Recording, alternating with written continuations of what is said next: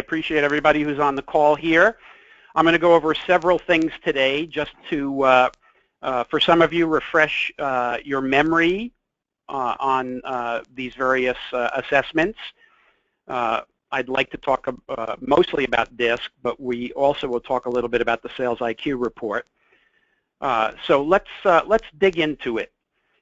When you log into your account, now I know we may have some people on this call who are not from ActionCOACH, who may be from Assessments 24/7, Assessments 1, 2, 3, but I'm basically going to focus on how the ActionCOACH account looks. Your accounts at Assessments 24/7 will very likely look the same way. So when you log into your account, what I'd like you to do is look on the left-hand side under Managing Assessments and look for the item that says DISC Collaboration Reporting. Now, this is a brand new service that we have, and I want to show you what it is and how it works, and then tell you a very special bonus offer that our team, primarily Brandon Parker, Matt Dixon, and myself, we came up with a lot of input from Suzette and Ashley. So when you log into your account, look for this DISC Collaboration Reporting and click on it. And we'll just wait for it to come up here. And this is what you will see, this collaboration reporting.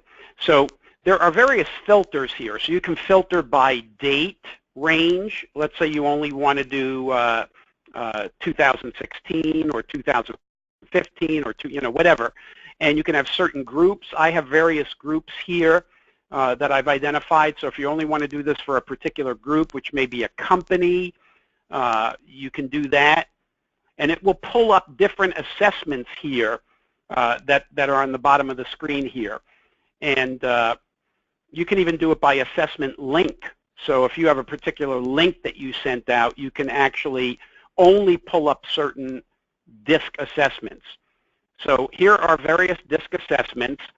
And what I want to do is I want to select as many of these that I'd like to compare against each other. So I'm just going to randomly pick some of these. You can do as little as 2 or as many as you want. So notice how many I'm picking here. So I have 1, 2, 3, 4, 5, 6, 7, 8, 9, 10. We could do a lot more, but let's just start with 10. So I've clicked these, and if I wanted to click all of them, I just come all the way up here under Select and click, and I get all of these check marked. Once you have the DISC assessments that you want to look at the collaboration reports, how 2 people collaborate with each other, we then click on the 2 arrows going to the right so that we can move them to this right side. So watch what I do. I'm going to click, and these 10 people actually move to the right-hand side, but something else is going to happen. You're going to see this here, this right side. So I have 1, 2. Now, what this shows me in color code, the bluer the color, the higher their percentage match. All right, so you'll notice that everybody who matches with themselves are all 100%, which obviously it should be. Okay, but then I can go with any one of these people and look at their percentage match with any other person. So let's say you have a new employee that comes on board in a company, and you want to know how that new employee will match up with their fellow team members or with their manager. You can actually create something like this. I mean, after everybody has taken a DISC assessment. So all these people are people who have taken a DISC assessment first. So DISC must be in here first. Then we can do this collaboration. And what we can do is click on any one of these things.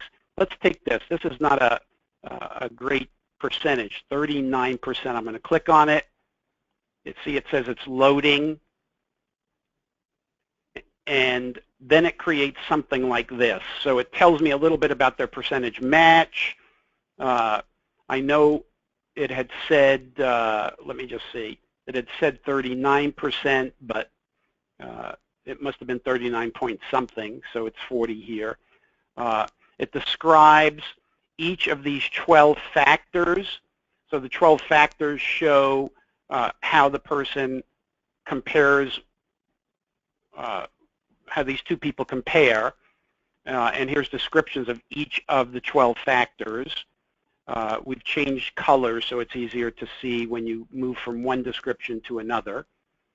But the key is, if we want the collaboration report, we click on this. Now, it takes a couple of minutes to generate this report because it's pulling data from, here it would be Alex and Nadim. But let me show you what a collaboration report looks like. All right, it's not theirs. This is just another person's collaboration report. So let's take a look at this. Let's go to the page. Now it's called, right here we call it the disk matching report, but what we're changing this. We originally called it the disk matching report, but most people have felt that it was more from a dating or personal relationship. So we've changed it to the disk collaboration report. We are looking at doing an actual disk relationship or a relationship matching report, which actually can be used for premarital counseling, could be used for husband and wife or parent and child relationships, or even dating relationships. That's a whole other thing. But this is business related. So let's go to the next page. It'll have a table of contents to tell you what you're going to see. We have an overview, and this is an updated overview of the 4 styles, just so that people really know what the various aspects and behaviors are of a high D, I, S, and C. Now we get into their actual DISC scores in this report. So it shows a percent match of 61%. It's color-coded, so Mary and Joe. Mary is orange, Joe is purple. Mary is a solid bar, and Joe is a striped bar. So first we look at the wheel, and we can see how the natural style is. That's why it's only 61%, because it's pretty far away from each other, and their adapted is pretty far away. And then we can go down and look at their natural style. So look at the difference in D. Look at the difference in S. Wow. So a pretty big difference in these styles. Actually, this is almost, I would say almost an opposite, because here we have a high D dealing with a high S. So there's a stripe. Here's the solid. Quite interesting. Now in adapted, boy, look at this.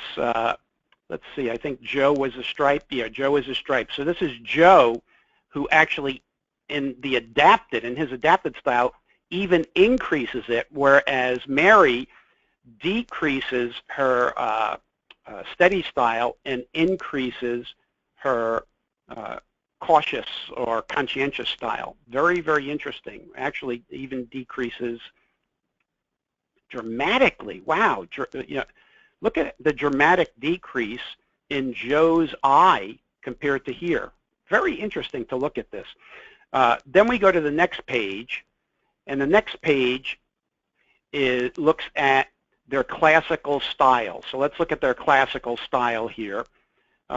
Mary is called a harmonizer, obviously because of her high S.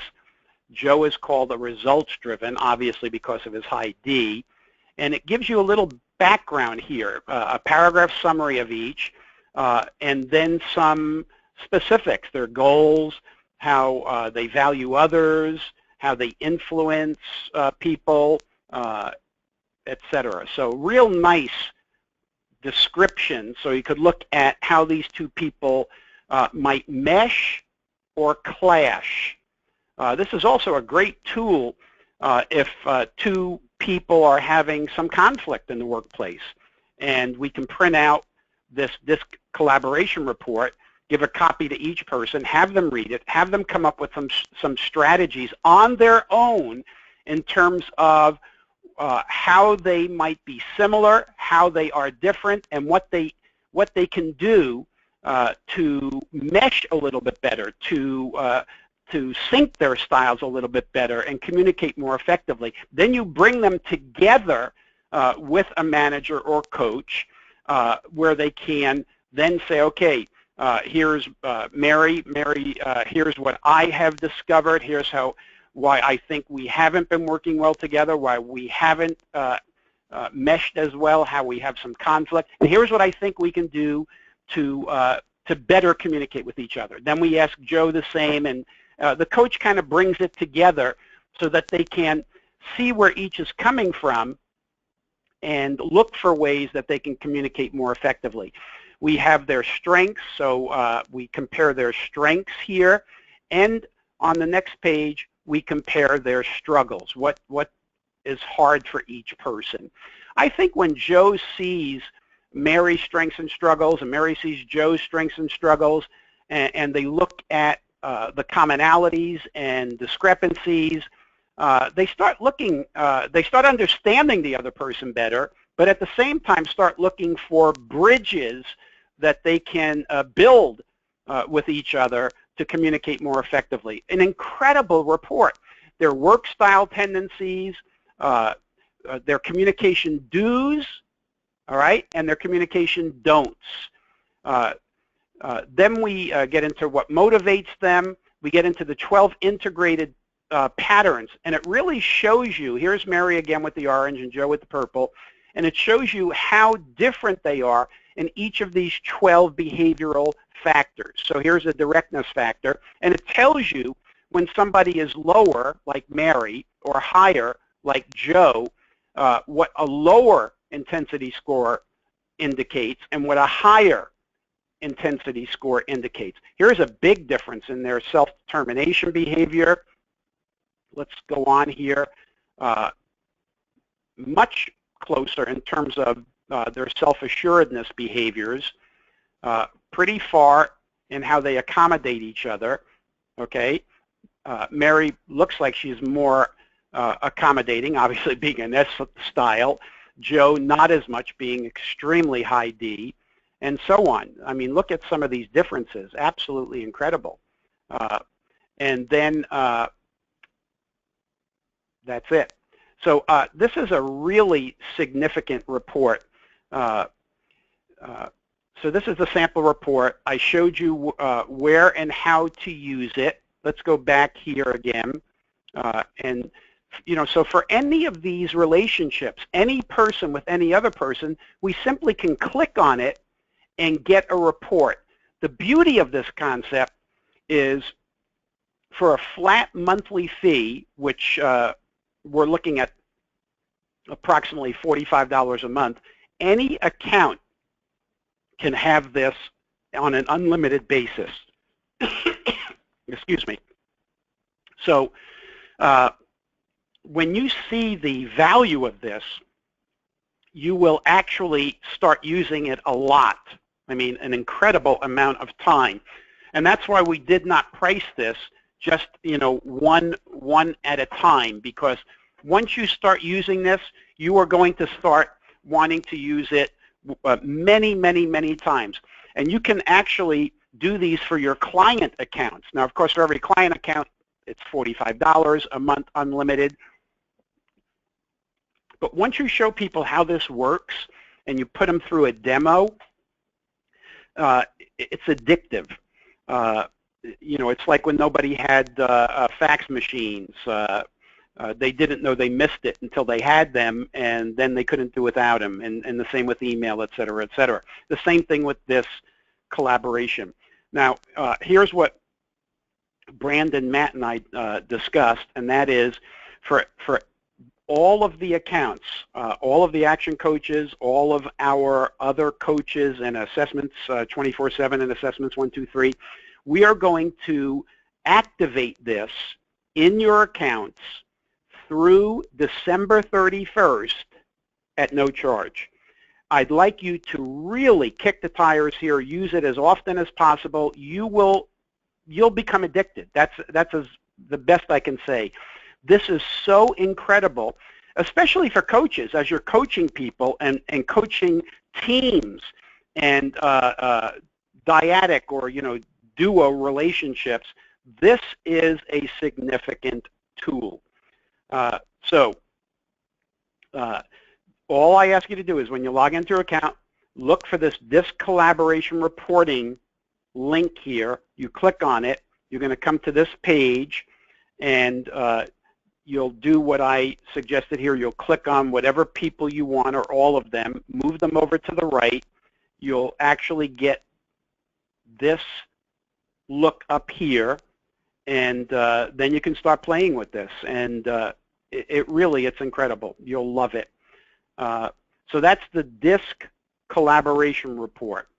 Let me go back here and just see. I don't think we have any questions yet, so let me continue and move on. And of course, if you have any questions about this Disc Collaboration Reporting, how to use it, etc., you can call any of our team. Our two key customer care people, Ashley Wexler and Suzette Chaparro, will be more than happy to walk you through this. But don't forget, you have free access through December 31st. Okay, so that is the collaboration report. So let's go. I'm going to go back to the home page. We'll come back to this later. All right, now we're going to go to talk about a couple of the other DISC reports. So everybody knows that we have a DISC sales report and a DISC leadership report, because many of you have been using those. But I want to show you two more recent ones that we added. This is the DISC service report. And just like the DISC sales and the DISC leadership, the big difference here is the ending of this report. And the ending is where we have, let's go back here, and it's the application of this report. So in this report, it starts on page 36. I don't know what this is here. I'll just move it to the side. And what it does is it talks about the service process, what the steps are. We thoroughly thank Integrity Solutions of Nashville, Tennessee, who created this model. We love the model so much that we built it into our system. But according to their service process, there is the step of greet, value, ask, listen, and help and invite. So then we take each step and we look at, okay, for step one, greeting, how do you do it a little bit differently with each of the four styles? That's the greeting. We do the same with valuing, asking, listening, helping, inviting people back and following up. And then we have a summary page if you just want to take out a single page and look at it. And how you do each of these 6 steps of the service process a little bit differently with D, I, S, and C. So that's the DISC service. Let's go back. The DISC service assessment. And if you want this in your account, all you need to do is ask Ashley, Suzette, Brandon, Matt, that they can easily put it into your account. And let's move away from that. And let's look at the other brand new one, which is DISC coaching. And this one is very similar. So DISC coaching, this should be an obvious one for our action coaches and our coaches at assessments 24/7. But let's see if this is also page 36. Yes. So again, this is a model that we took from, let me just move this again. We took from Integrity Solutions of Nashville, Tennessee. From the coaching process, they have 5 steps: ask, listen, coach, praise, and challenge. If you are coaching people within your client companies how to coach their employees or their direct reports, this may be a model that you might consider. So here's descriptions of each of those steps, all right? And then let's go to the same thing. So how do you ask each of the 4 styles? How do you listen? How do you coach? How do you praise? How do you challenge? And then the summary of each of those 5 steps and how you do it differently with each of the 4 styles. And there are even steps here that outside of coaching, if you just want to focus on a single step, like listen. How do you listen differently to D, I, S, and C styles? How do you praise? How do you challenge them to stretch and go beyond their limits? So this is also a very, very good report. And again, if you want this added into your account, it's the DISC coaching report. And I know that one of our listeners on this call is Brandon, my partner in Assessments 24/7.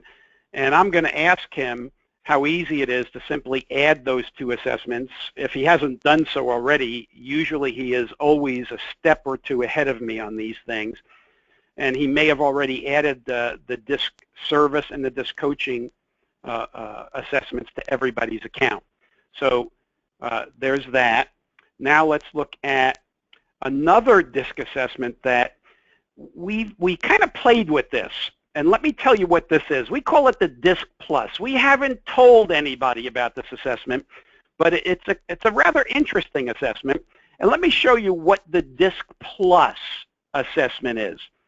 What it is we go to this section here, the second section, and what we have done in this DISC Plus is we've added like the DISC sales, we've added the DISC leadership section, the DISC service section, and the DISC coaching section.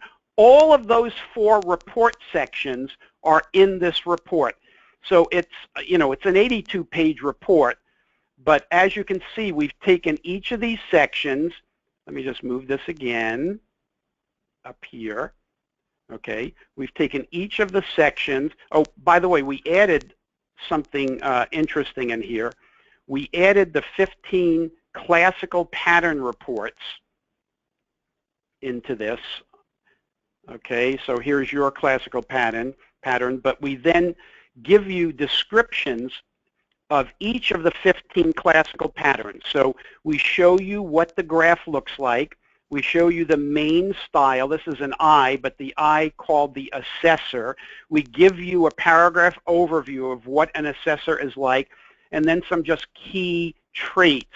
But we've done this for each of the 15 classical patterns. Here's the coach, the explorer, which is more of a D style, the producer, a D style, the dynamo, a D style, etc. So then let me just fast forward to what we did with each of the 4. So here's building and maintaining rapport through the selling cycle. So we've taken you through each of the main separate assessments and put them all in a single assessment that we call the DISC Plus. Now, we're going to charge a little bit more for this than we do for the regular DISC reports, but it's a great report if you want to give, as we call it, the whole kitchen sink to a client. So this is the DISC Plus. It is 82 pages, but again, if you want this in your account, just let us know. We'll add it into your account. One last DISC report that I want to talk about is the DISC Career Management Report. This is a very interesting report. Again, it's all the front end is similar, but what I'd like to do, the front end is similar to other DISC reports, but what I want to do is get into the actual application of the whole concept of making career decisions and planning the career path of individuals. So let me go to page 29, and for those of you who ever do this and try to show your clients various pages of a report, all you have to do is go back up here See, I'm on page, this is page 2, but I want to go to page 29. So I'm going to put page 29 in here and then hit enter, and boom, it takes me right to that page. So this is the introduction. Now this is tied in to the ONET codes. Those are the occupational network codes of the U.S. government, where they have, I mean, hundreds and thousands of possible jobs that we have tied into a person's DISC score. Now here's the interesting thing. I want to point this out. What most people, what they do, and most trainers, all they do is say, okay, what are the best jobs typically for a D style, and for an I, an S, and a C? And we've put some of them here. But what we've done in collaboration with one of our, again, a key partner, Jane Rocaplot, who is really a top-notch expert career coach who put this together for us. What she has done, her team, is instead of saying, okay, what's the best occupations for a D and ISC, they went into the actual numbers of each style. So if you look at what I'm doing here, this is all the D numbers right here. This is all the I numbers down here. If you put a cross here, this is the cross right here. And for, depending on where the circle, which is your natural style, all right, see the segment 13 over here, every segment has a unique set of occupations from the U.S. government ONET codes. So let's look at what that is here, okay? So for here, for number 13 on the wheel, these are the potential job occupations. Now, it goes much further than that. There's so much that you can do with this.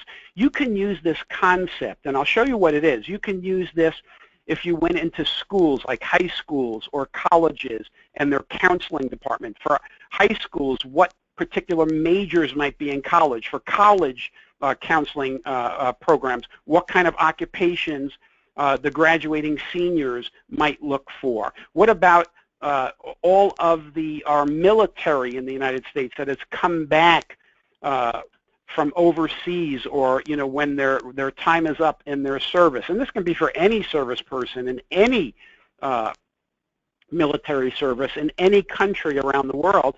Once they leave, what do? What would be good occupations for them to pursue?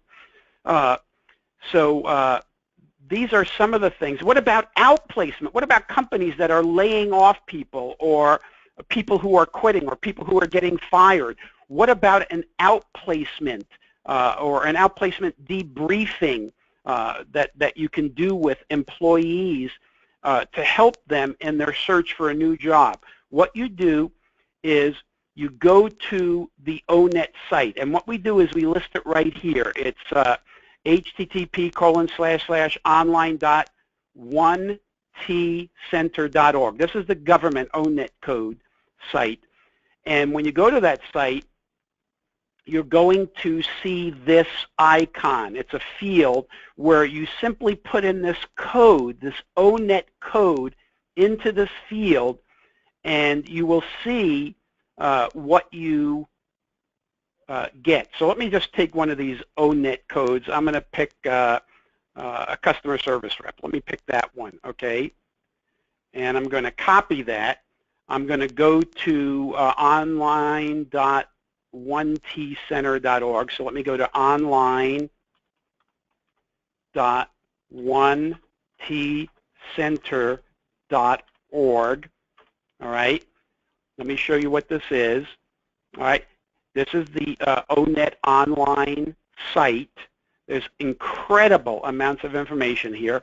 Here's that place where I told you to put the ONET code. I'm going to put it in here. So I put the ONET code, and now I'm going to hit go. All right, it's going to take me to customer service rep. That's just what I had in that report. Let me go back to the report. I copied the customer service representative. Let's go back here, and this is what it says, customer service representative. I'm going to click on this. All right, now what this is going to show me is all kinds of information about the job customer service representative. It's going to tell me the tasks that are involved in that job, the tools and technology required, the knowledge that is required for it, the skills that I should have to be good at being a customer service rep, certain abilities like oral comprehension, speech clarity, the different work activities that are involved in it, more detailed work activities, etc. What education is required, all right, what percentage, in this particular case, most people would have, percentage-wise, would just have a high school diploma or equivalent. Some have bachelor's degree, 16%, and 6% have some college but no degree. You could look a little bit more about credentials, how to find certifications or credentials. And just look, I mean, look at all this information. But let's say somebody goes through this and says, you know, I'm not sure that, you know, being a customer service rep is for me. What other jobs are there like that have the same kind of requirements? And we look down here toward the bottom at related occupations. So we can click on any of these and then do the same thing. And what we want to do is look at, and by the way, wage and employment trends. This U.S. government ONET code combined with what you see in the DISC Career Management is a treasure trove of information that you can use with your clients, or even create new markets, going out there, dealing with veterans groups, dealing with high schools and colleges. You know, it's an amazing resource. And I'm not sure that people use this resource as well as they should. But let me go back here, and I want to just show you one other thing. This is sort of unique, and that is, I'm going to go into one of my sites here, and I'm going to show you something that I think is really powerful. So let's go in here. I'm going to go to something that I call the ONET code searchable master. I'm going to open that. Now this is something that you actually are going to have to contact me about, because believe me, I don't give this out to everybody. But here's the master, okay? And here's all the numbers. So, you know, when we looked at the person who had a number 13, these were the occupations that were actually picked and put in that report. I can go back to the report and show you in this report that the jobs here, look at these jobs, host all the way down to judge. Let's go back here. Let's see, where was I? Oh, here. Let me go here, and look, host and all the way to judge. So that was the number 13. But I want to go to the master, because here's what I think is a masterful way that you might be able to use it. Let's say that your client is looking for an accountant, or an acute care nurse, or let's even, you know, go a business intelligence analyst, or I mean, look at all these different jobs in here, a cashier, a chemistry teacher, a chemical engineer. And what I simply would do is, let's go, I want to go to, let's say a concierge, okay? Not that your people, your people wouldn't look for a concierge, because that's more hotel related. Let's go to sales. Let's go to a salesperson. I think that would be interesting. So let's go to sales. So here are different sales reps, okay? Wholesale manufacturing, not technical. Here's technical. Here's a sales manager. Let's go to sales manager. That's a good one. All right, so I would say, okay, one of your clients is looking to hire a sales manager. I would go to this master searchable database, okay? And I would say, okay, sales managers, let me highlight this, sales managers, okay? These are the numbers I would look for. I would want to see if they fall in the wheel number 11, 16, 17, 26, 87, or 91. This is incredible. So this is something you will actually have to email me or email Brandon or any of our team, and they would get a copy of that Excel doc with the searchable masters for the ONET codes. But again, this is a great resource that I don't know how many people are using this. I know one of the action coaches, I believe it's Barb Kais, is just 100% sold on this and is using it very, very effectively. So that's the DISC Career Management Report. Let's now go to the Sales IQ. The Sales IQ is a very interesting new assessment. This is something that we can put in everybody's account. Just not sure why it's doing that, but let's move it all the way over here.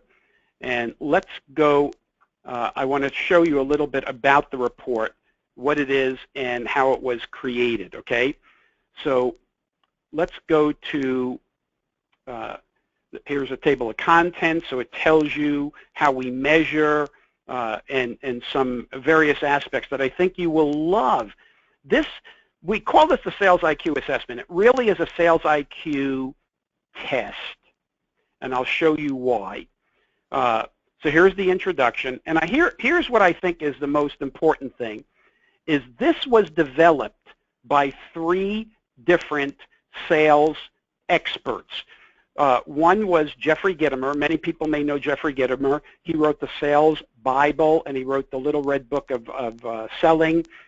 One of his books, I don't know if it's a Sales Bible or the Little Red Book, is the best-selling sales book of all time of any author. So in collaborating to create this report was Jim Cathcart, Jeffrey Gitomer, Jim Cathcart, author of Relationship Selling, and me, author of Non-Manipulative Selling, Collaborative Selling, etc. All 3 of us are in the National Speakers Association Hall of Fame, and we decided to create this report. We talk about how we measure Sales IQ. We measure 8 basic steps of selling. Now, I'll tell you this, not everybody goes through, or not every sales company or sales industry or salesperson necessarily does all 8 of these steps: preparing, targeting, connecting, assessing, solving, confirming, assuring, and managing.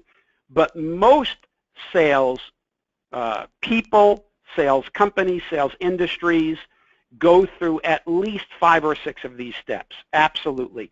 Now, in this Sales IQ, we actually test people on all 8 steps. So if you get a low score in a step that is not one that you typically do or you have not been taught, then don't worry about it.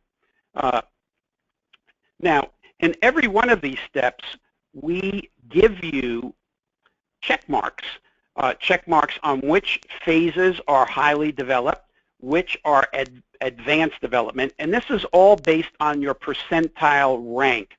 Any percentile rank of 76% to 100, you're going to get highly developed. 50 to 75, you're going to get advanced. 25 to 50 is early development, and anything under 25% score, you're going to have needs development. Here's the interesting thing. We literally just added, Brandon did this for me, I believe on Monday, is that every one of these steps here are now hot linked to a video anywhere from maybe 2 to 7 or 8 minutes by Jim Cathcart. So all you have to do is click on one of these. Let me click on one, and you'll see it loads a video. This is 7 minutes, 18 seconds, where Jim Cathcart goes into every one of those steps of the process.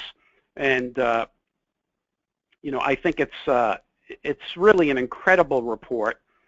Great video explanations of each of these 16 steps. Now, I said there's only 8, but each step has two subparts to it, and I'll show you that in a second.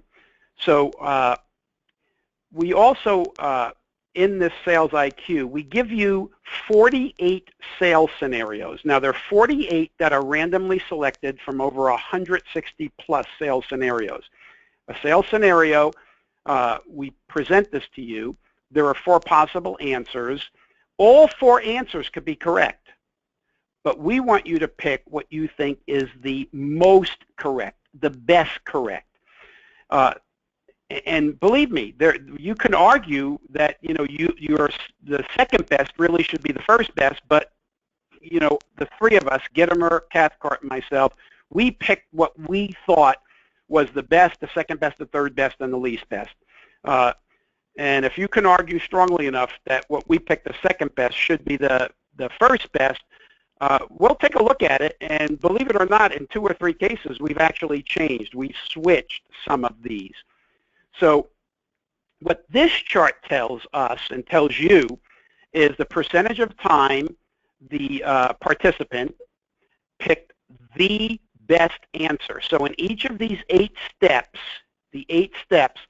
this is how many times, and by the way, in each of the 8 steps, there are 6 questions. That adds up to 48. So when somebody has 33%, they've picked 2 of the 6 questions correct. Okay, and it kind of goes down here. And then the total of all 48 questions, they picked 58% of the first best. But in selling, even though we say this is the best choice, situations are different. Buyers are different, and sometimes the best choice may not be the best choice in a particular situation. So how able are you as a salesperson to move quickly from the best choice to the second best choice? Because the second best choice, depending on the situation or the person you're selling to, now has become the best choice. I hope that makes sense. And so we actually give you a score of how many times you chose the best and second best. So 83% means that 5 times this person chose the best or second best. 100% of the time they chose either the first or second best. And here, to me, this is an important one, and this is the percentage of time you avoided choosing the least best answer. And so here you want 100%, all right? So the last 2 things I want to show you is the overall score. So the overall score here, this person picked 28 of the 48 questions, 28% of 28 questions, they picked the best answer. 13, they picked the second best answer. Their overall score is 90%. Now, what does 90% mean? 90% means that you scored as well or better than 90% of all the people who took this assessment. And believe it or not, this score can change. If we have another 100 people take it and don't do as well as you, that 90% score might actually inch up to 92 or 93%. But if another 100 people take the Sales IQ Plus and actually do better than you, your 90% score might in fact go low. This is what we call a percentile rank, and this is your overall score. And what I want to show you is your score for each individual. So this is preparing to sell. This tells you out of the 6 questions, you got 2 of the best answers, 3 of the second best, and 1 of the third best. It tells you what is measured, and then it goes into each of the questions. It shows you the scenario. So the scenario was, when you go to a prospect's website, what information is most helpful to explore? And it says you chose the first best answer, which is the mission and goals of the company. It tells you what the best answer is and what the rationale, at least our rationale for why it was best. Here's one where the person picked the second best answer. You're in a brand new territory or market which you don't yet know anyone. What is the first thing you need to do? This person chose the second best answer, which is build a market profile of the area to identify potential prospects who are like existing customers that you have elsewhere. We chose as the best answer, look for branches or agents of existing customers who are active in this area. So your existing customers and other areas who are active in this area, and here is our rationale. Now, we do that for every one of the 8 steps. Here, the person did very well in targeting, exceptionally well in connecting, not as well in assessing needs or doing their needs analysis, actually pretty poorly in the presentation or solving the customer's problem, much better in confirming the sale, incredibly well in assuring customer satisfaction, and again, incredibly well on managing their sales potential. So this is the sales IQ, ladies and gentlemen. It is really a significant assessment, and in a sense, we almost call it a test.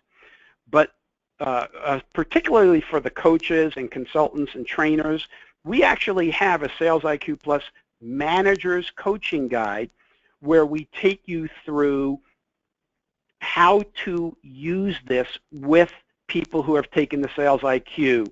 So we go in and we explain all these various charts.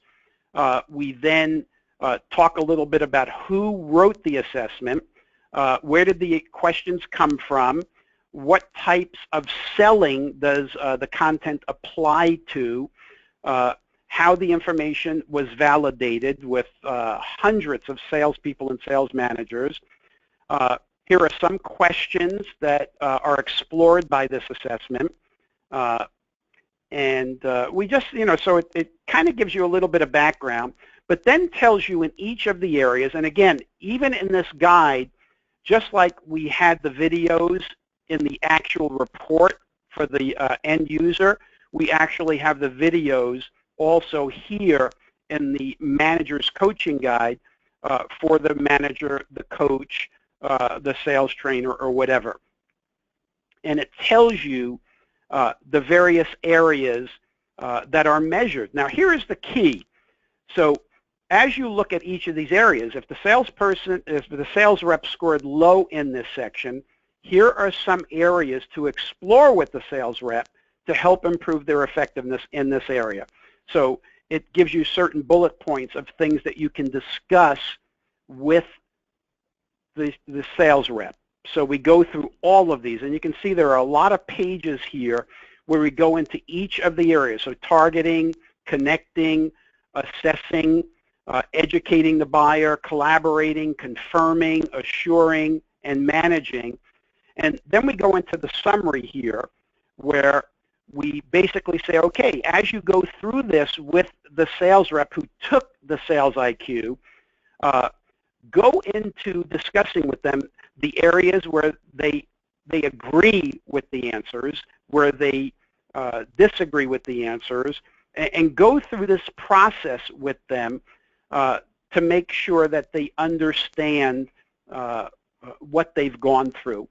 The beauty of going through this whole Sales IQ is that a person can take the Sales IQ, and because the 48 questions are randomly chosen from a database of 160 plus and growing, that a salesperson can take this over and over. Let's say on a quarterly basis, they won't get the same questions, and it's an educational process.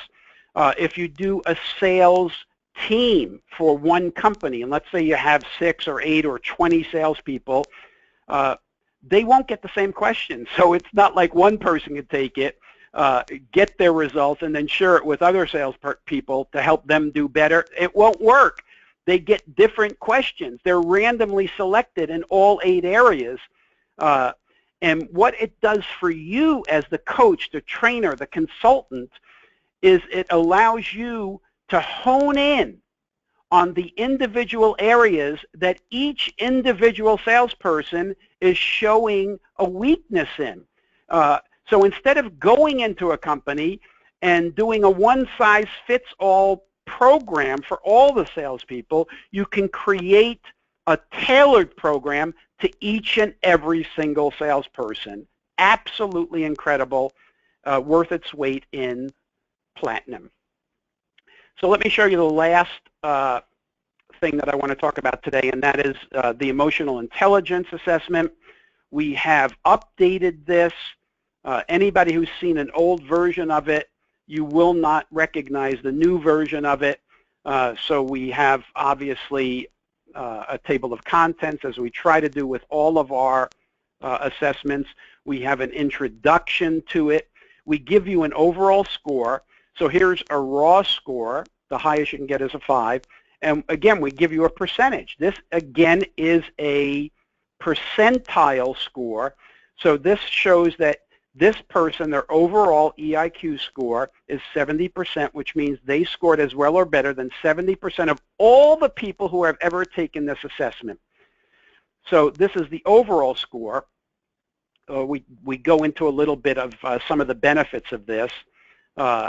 We talk about the 4 areas that are measured, and then we go into each of the individual areas. So this one is their self-recognition score, and we have an explanation of it. We talk about the percentile scores, and we give percentile scores on each of these 4 different areas that make up the overall score.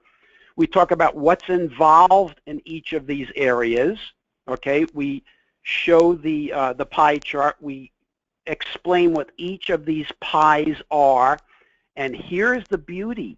We talk about, for each of these 4 areas of emotional intelligence, 13 ways to improve your score. We talk about, let me go down here a little bit further, when your emotional intelligence is lacking in self-recognition, here are some items, and here's some developmental suggestions. We do this for each of the 4 areas, even give a worksheet for each of the 4 areas, and then we go into the social recognition dimension. Remember, there's 4 areas that encompass the overall EIQ score. The pie chart with descriptions, the suggestions for improvement, and then a worksheet so that you can pick 2 or 3 areas that you can work on. We do it to the self-management area. We do it to the social relationship management area, and then our summary here. Now, we added something back on your home page, and this is the last thing I'll talk about. And as you know, we have DISC trainer materials for everybody. Let me show you what we've done here. For the DISC trainer materials, we reorganized it. So we have a facilitator guide for you, a step-by-step guide in DISC to show you how to do a half-day and full-day program. We have the participant workbook in a PDF that you can download. And we even have, if you're going to use this DISC facilitator guide, which is easy to download onto your computer, we have PowerPoint slides. And here are video lecturettes where I am doing little segments.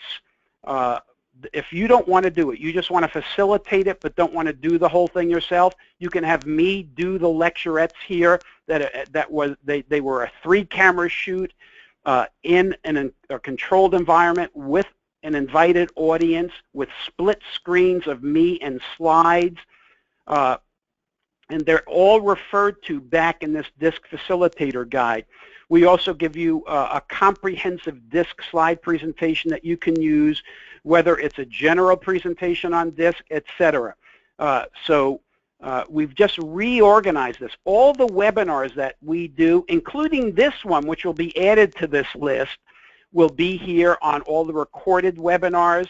We have a whole bunch of DISC background materials, and these lists grow, by the way. So just because you've been in here once doesn't mean that you have everything. We've changed things. In fact, this is brand new, the DISC word sketch, where Carol Dicehart, who we call our DISC diva, was interviewed by me, and we filmed it, and you'll see her talking about the DISC word sketches, which are in the DISC report. Here's one other thing we've added to this. I've updated every one of these DISC 52-week emails. So, for instance, let me show you what these look like. Beautiful new area here. Instead of what was there, which was a text, that's all it was and did not look that great. We've now reformatted it for you. And the bottom here, if you go to the bottom of this, you will see that it's branded for us, but you actually can put your own branding down here. You know, you can change this. So these are things that you can use. But let me go back to this brand new one here, which is the emotional intelligence. So if you want to do programs now on emotional intelligence, you want to have people take the emotional intelligence assessment, we now have a variety of trainer materials that were developed by Bob Giras, who is our emotional intelligence developer and expert, and he has various PDFs that you could look into. We have various PowerPoints that you can download onto your computer and mix and match them, pick the best ones you want, and create your own program that you can do your own emotional intelligence program. And we are working on not only having the DISC trainer materials and the emotional intelligence training materials, but we're working on adding trainer materials for the rest of our what we call our core assessments, which would be the motivators assessment, the Hartman value profile, and finally our learning styles. So ladies and gentlemen, we've now been on this call for nearly 57 minutes. We're constantly updating things. If you have any, so always look into your account. Look at what we're adding onto your home page. We've added this virtual tour, so if there's a particular area down here that you're not quite familiar with, or how to create an assessment link, it's all here.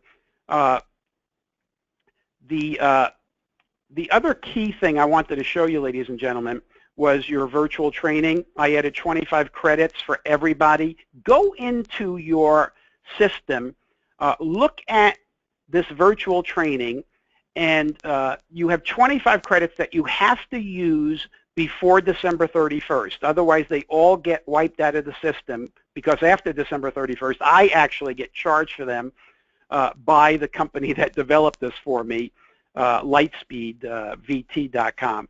But go in here and send links to some of your key clients, and let each key client sample this for themselves. Even walk them through it and show them the value of it, because it is incredible.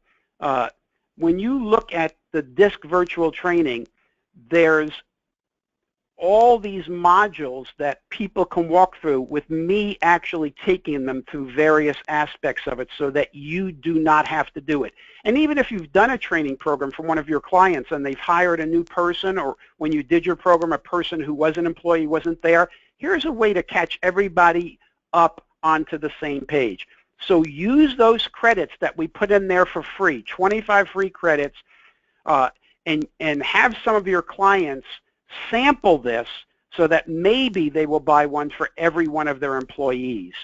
So with that, Angie, I am going to turn it back over to you, and let's see if you have any. I don't know if any questions came up, but I don't think so. Nope, I don't have any questions, Dr. Turney. This was fantastic. Probably I learned so much on this call today, so I appreciate that. So it is awesome. It's fantastic. So I appreciate all the work that you have done for us here at ActionCOACH, but more importantly, all the knowledge that you bring to our coaches as well as the community, and your community as well, 24/7. So I appreciate you, and I thank you, and until next month, right? Until next month. And Angie, we all appreciate you, because you do a lot for us with ActionCOACH. So we're a mutual admiration society here. Awesome. Well, thank you very much, and I look forward to next month, and I'll be touching base with you in the next couple of days to get those interviews started. So thank you very much, and the recording will be up up probably by the end of the day, so I'll send it out to you and your team so you can have it. Okay? Thank you very much, Angie, and thank you everybody for signing on today. All right, thank you. Bye-bye. Take care. Bye.